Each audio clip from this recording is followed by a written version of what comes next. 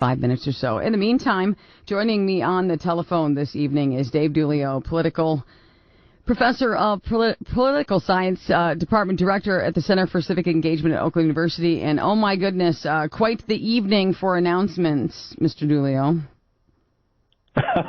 You can say that again, Aaron. It's just a week after the 2020 midterm elections, and we're already knee-deep into the 2024 presidential cycle, it seems.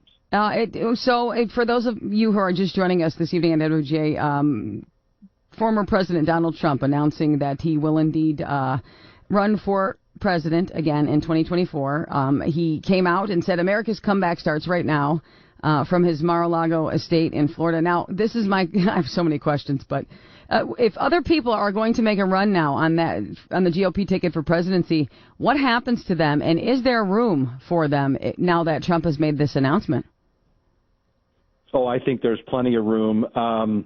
I think you're going to see a number of Republicans throw their hat in the proverbial ring and seek the nomination. I think the thing that the anti-Trump section of the party is going to have to do, I think, is figure out which one of them will take on the former president deep into the 2024 primary.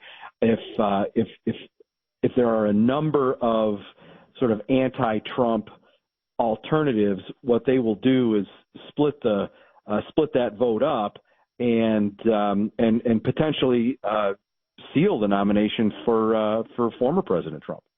Yeah, I have to ask, because there's no love, between Florida Governor Ron DeSantis and Donald Trump. Everybody kind of knows that just based off of comments made, between both of them in the past. So DeSantis and Rubio both won re-election within 2 hours of the polls closing.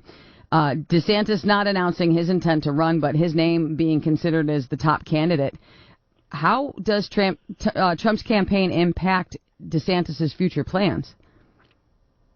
I think the DeSantis campaign, whether it's the gubernatorial one that just ended or a potential presidential campaign, they're going to do what they want to do. I don't think the Trump announcement tonight is going to impact their timing in any way. I think they're going to run a campaign that they think is best for them and on their timetable.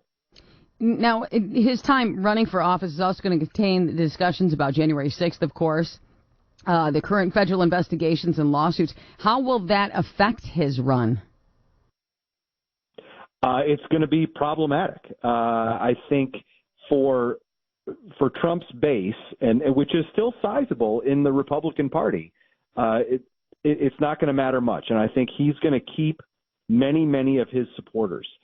Where he's going to run into trouble is with the segment of the party that wants to move on from the Trump era and who have really, I think, looked at the results from last week and lay a lot of the blame for Republicans not having a bigger majority in the U.S. House and losing a great opportunity to take control of the U.S. Senate. They're laying blame at the feet of the former president and many of his hand-picked candidates who, frankly, lost across the country.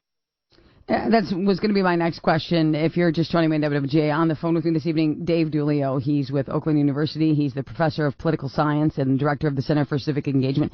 Moving forward, I mean, now that we have 2 years until the next presidential run, what does this do to all of the parties, or the two major ones rather, Democratic and Republican? Does this split them up into like smaller factions and maybe create new parties? Because I have a feeling moving forward we might see the Libertarian Party have a strong run.